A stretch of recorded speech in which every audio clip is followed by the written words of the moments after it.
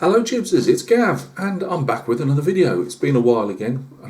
Most people say a while and it's like a month or 2 months. Gav says a while and it's like 7 days. Um, but as usual, I've got videos to put up. It's been my wife's been home all week on holiday. So there was the usual list of jobs. The last one we completed yesterday, cleaning the gutters out.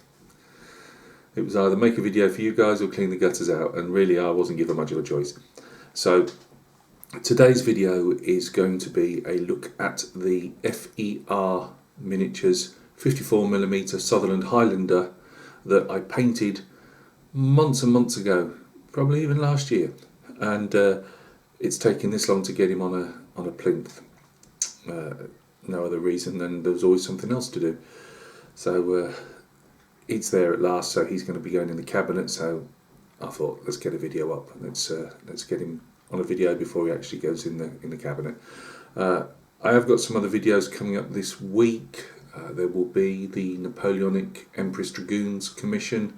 They're going through the basing stages at the moment, so they will be coming up in the next few days. Also, I've got some some more historical 28mm. That are just I've been painting in the background for the last, could be 6 weeks. I have no idea. I was a bit here and a bit there, you know what it's like. So yeah, they'll be coming up on a video as well. I was supposed to be painting my 38T today, and I have been supposed to be painting it all week. But as I say, the wife being back, it's just been, there's never been a time to be able to break out the compressor and getting it all sorted. So that's going to be painted in the week, and we should have a video of that up hopefully sometime at the weekend. So join me at the bench, guys, and we'll just have a quick look. There will be some photographs, by the way, at the end of the video, 4, 5, 6, something like that. So if you want to skip all the usual Gav rambling, waffling and all that good stuff, then there will be some photos at the end. Cheers, I'll see you in a minute. Right guys, thanks for joining me at the bench. Here we have our completed and based figure. It's not looking brilliant through the viewer at the moment, so hopefully the colours will look a bit better when you see them on the photographs. He hopes. So this was a resin figure, as I say, 54mm from a company called FER, which is a long-standing company. It was all pros apart from one con, which if you go back to my other videos of the unboxing of this originally, which would have been early last year because I brought it just as the pandemic was coming in. Let me just get this light off. We also have this, if I do this right hand light, there we go, is that better? The only problem I had with it was the sword blade was quite warped. That was the word I was after. So it was a case, I did try and straighten it out and it still didn't look great, so I got a piece of plasticard and cut a groove, the air groove, the blood groove, whatever you want to call it, in it. There we go, it just shows up there, and I think that's not too bad for replacement. But apart from that, it was a lovely little figure, great face, sculpt, not my painting.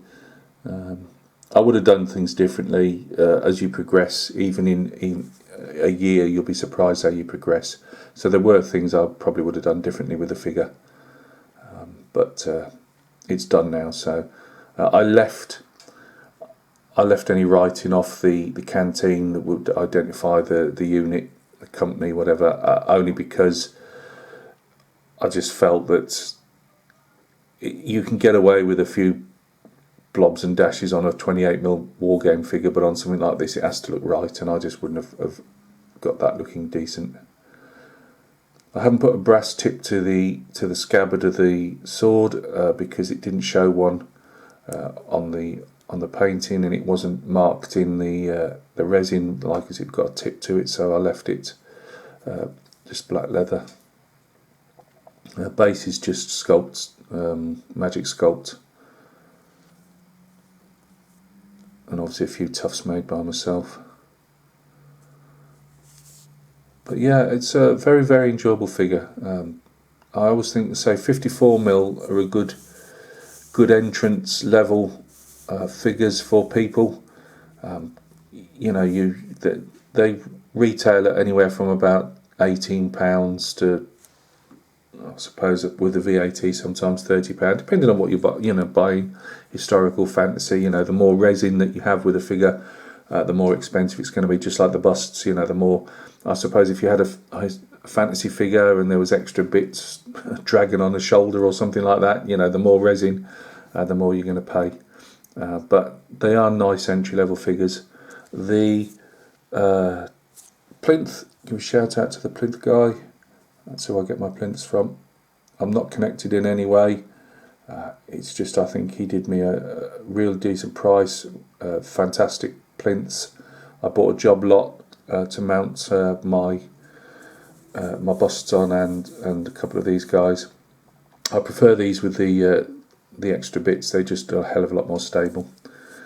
So yeah, FER, again, I've only done 2 of their figures so far, and they do busts as well, which was the Celtic Warrior figure and this guy. I will move up a scale to a 75mm at some stage. It's just as and when.